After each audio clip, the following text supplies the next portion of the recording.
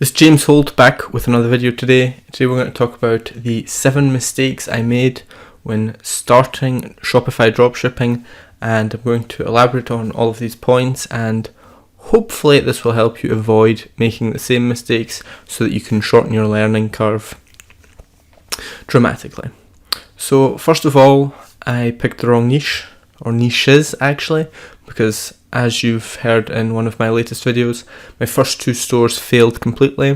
The first was in the fishing niche, the other was in the sort of sports physiotherapy niche, and what I, in hindsight, with what I know now, can say is that both niches are not terribly suitable, or at least not in the way I was running them, because what I was doing, and this ties into the next point of the products I was selling inside these niches only appealed or potentially appealed to a small minority of people within the niche. So let's take fishing as the example. I was selling little fishing lures, and if you know anything about fishing, there are different types of bait or lures that you use depending on the type of fishing you do, whether you fish in the sea, in lakes, rivers, whatever. And I was selling one specific type of product for sort of freshwater fishing. But then I was advertising on Facebook to an audience who is interested in fishing or likes fishing magazines or whatever. So I had different ad sets in Facebook targeting slightly different groups, but ultimately they were all general fishing. I didn't actually specify that I only want to target people that are interested in trout fishing, for example, which, if your niche is then trout fishing, it becomes quite hard to do, I'd imagine, although I'm not entirely sure. I haven't looked into that niche yet. But that was the problem. The way I was running the niche just didn't work because my products were not... They didn't have broad enough appeal to everyone within the fishing niche. If you take the other end of the spectrum, say you were selling fishing hats or funny shirts with a fishing theme, anyone, doesn't matter what type of fishing they do, could potentially like the product and make a quick impulse decision to buy it. So that was the first problem. The niche did not work the way I was trying to do it. The next point is the products. I basically just chose them at random, went on to AliExpress, had a look around what I thought looked good, sort of looked at the prices and what kind of markup I could put onto it. I also compared it a lot to Amazon, so I looked at products where I could make a decent gross profit without being far more expensive than Amazon.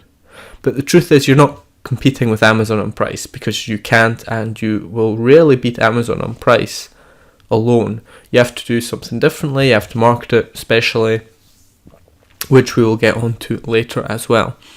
So essentially what I did was just randomly chose products that I thought looked nice.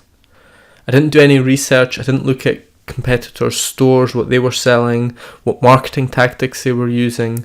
It's all stuff that I now do before I enter into any niche. In fact, what I do now is I have ideas for potential dropshipping stores. I'll send them off to my VA, and she will create a list with 5 to 10 stores in the niche, and ranked sort of by size and following on social media. And then I'll take a look at those stores, see what they're doing. Can I do something similar? Can I do something better? And that's sort of how I evaluate a niche before getting into it. The next point, number 3, was the website design. Now, don't get me wrong, the website design is not the most important part of this whole equation. You just need to get a decent website up and running and then start running ads. Your targeting matters so much more than the website design. However, you do need to get some basics right. I mean, my sites were just really bland. There was no real colour. I think I left the add to cart buttons at sort of default grey or blue or sort of light blue, grey, whatever it is, and it just did not look appealing in any way. It would have been really easy to fix that without any real design knowledge, and it wouldn't have been much work, but I just did not know any better at the time. Now you do, and if you don't know what I'm talking about, take a look at some of the website breakdowns, the feedback I've given people on their dropshipping stores, and I always talk about the colour scheme and the overall look of the site. You'll see both good and bad examples if you take a look at some of those other videos on this channel. Fourth point were my product pages. Coming from writing niche sites and sales letters, I still seem to think that you had to write long form sales copy. I mean, I'd read that you can be shorter on Shopify, so I cut it down from a couple 100 or 1,000 words down to maybe only 400, 500, 600, but it was still too long, and I was trying to tell too much of a story for the product I was selling. I should have been far shorter, make a clear offer, why this is special, why this is rare, why this is scarce. Sell the product without having to paint a picture. So I was painting a picture, trying to get people imagine the feeling when they're fishing, but that's not what you need to do when you're trying to get an impulse buy. Just keep it short, keep it simple, learn basic copywriting, but don't try to write a Gary Halbert or Dan Kennedy sales style of sales letter. Next thing that I didn't do, and if I were starting over, I would absolutely focus on free plus shipping offers until you get a feel for the niche and build some customer lists. Free plus shipping is such an easy sale. Advertising with the word free in the ad or on the Instagram shout out is just so effective. People like free, even if they know they need to cover shipping afterwards. Free is just an easy sell, and I would make good use of that if you're just getting started with dropshipping. And I still make good use of it. The majority of my sales are from free plus shipping offers to this day. It also ties into the problem with the product pages. You need to make sort of a special offer. You can't just say it's 10% off this week only.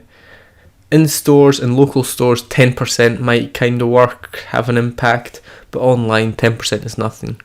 Anything less than 20% is just a joke, and really 30, 40, 50%, up to 70% off are where the incentive starts to become enough to push people to buy the product. The next thing were the Facebook targeting. My Facebook targeting sucked.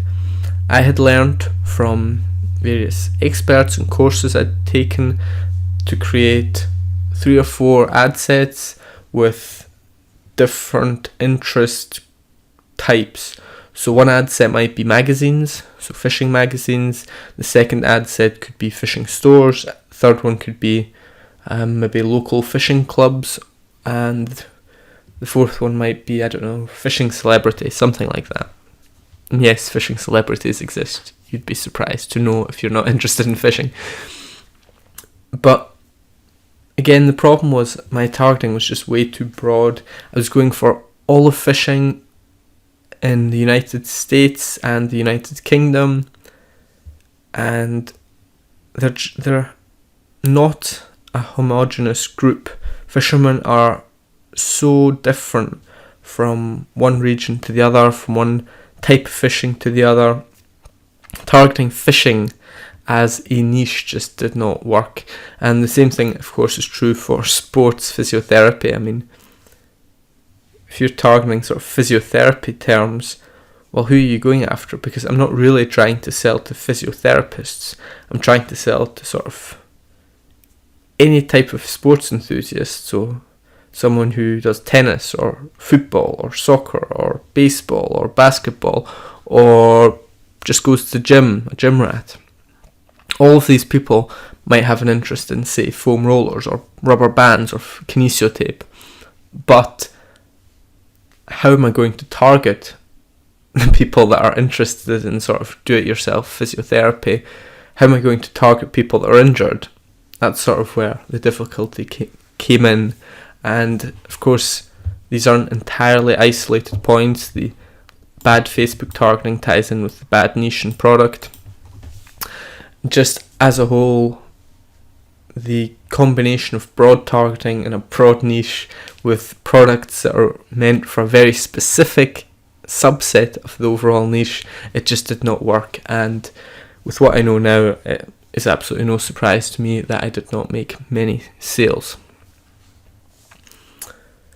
Final point, and a very important point, was that I did not do any Instagram shoutouts. If you're just getting started with Shopify dropshipping, you haven't made any sales yet, or you've made less than, say, 100 sales, I urge you to focus on Instagram influencer shoutouts. It is easy money. It really is. Of course, a few of the shoutouts will fail and it'll suck, but you will get the hang of it far quicker than you will with Facebook ads. Try a few different products, try a few different pages. If you try 5 products in a niche and nothing sticks, meaning you don't get any sales or you only get 1 or 2 sales but not consistently, then maybe give up on the niche and move on to something else. But before you move on to anything else, of course, think about why it hasn't worked and don't just blindly jump from one to the other. You have to have a real hypothesis for why it did not work. Otherwise, you're just jumping ship with no real lesson learned yet.